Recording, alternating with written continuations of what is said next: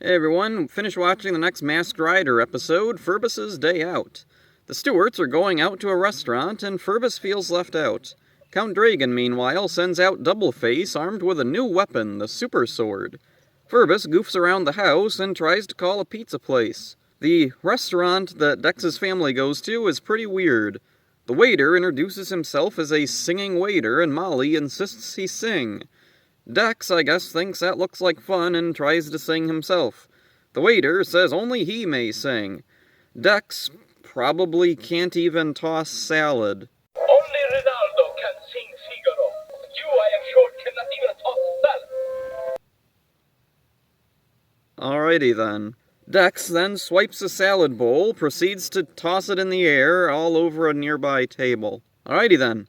Hal tries to salvage the situation. Tradition in our family where the oldest son tosses the salad on wedding anniversaries. Alrighty then. Dex calls Ferbus to check on him, but Ferbus has some music up too loud. Dex then sees Combat Chopper, and Combat Chopper tells Dex that one of Dragon's monsters is down by the river. Dex transforms and goes to deal with it.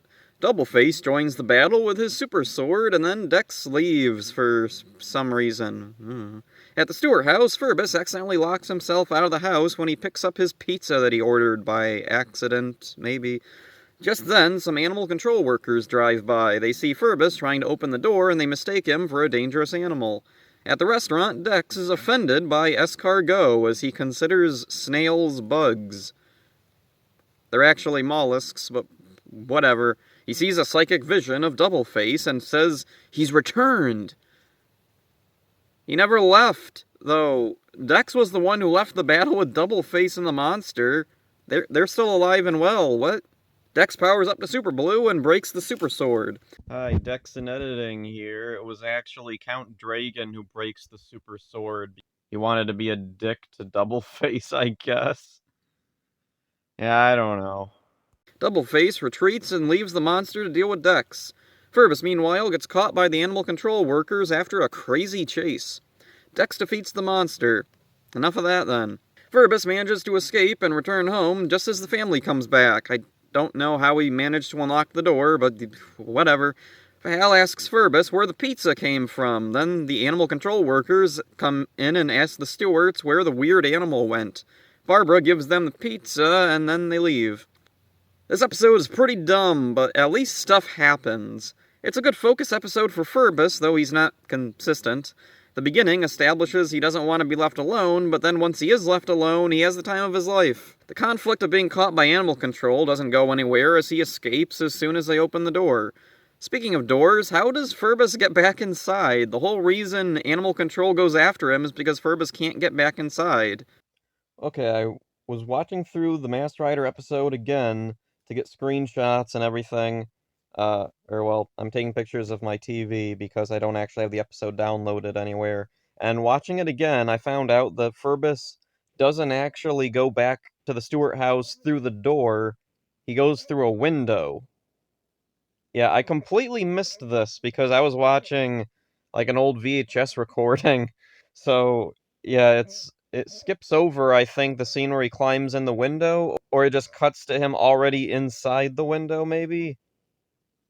So yeah, there's that. He didn't actually go back through the door, so they didn't actually mess up their own story. The animal control workers, by the way, are very over the top and maniacally cackle at every opportunity. I don't know how to feel about them. Are they villains? Are they just really enthusiastic about their job? The pizza guy plot is reminiscent of that time Jeb tried to order pizza back in VR Troopers. Moving away from Ferbus's story, Doubleface finally gets some attention. It's rare that we get any focus on Dragon's minions. Aside from Dragon and Nefaria, I know next to nothing about the bad guys. Doubleface, unfortunately, doesn't have a personality all that different from Gork or Cyclopter. They're all just generic bad guys who try to defeat Dex for Dragon's approval. The Stewart family's story is just going to a relative's anniversary at a restaurant. Dex misunderstands words and acts weird. It's all pretty basic fish out of water gags. Oh, and also, if people think the tossed salad line of Pinder's Turbo was funny, they'd love the sequence here. If only Masked Rider was better remembered. Only Ronaldo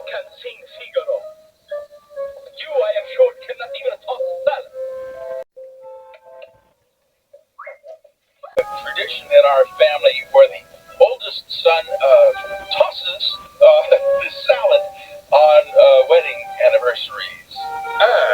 Maybe for the best it isn't. I don't know how Combat Chopper knew what was going on. We never see how he knows. I kinda like that, though. It makes me think Chopper and Magno actually do stuff when Dex isn't there. They have their own lives and aren't just vehicles. Maybe they were talking and Magno was scanning outside just for the fun of it and happened to find the monster. Dex leaving the battle before it was over was weird. Later, he powers up to Super Blue, so why didn't he just do that the first time?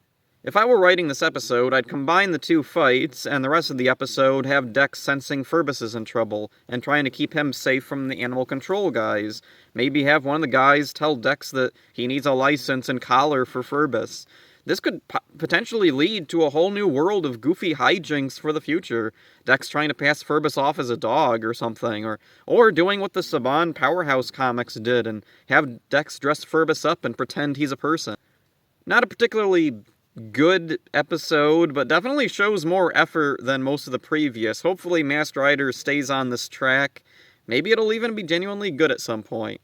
So that's it for this one. Hope you enjoyed it. See ya. You, I am sure, cannot even toss the salad. We're here to toss your salad. Lolly lolly. Oh, lolly lolly. Same to you, buddy.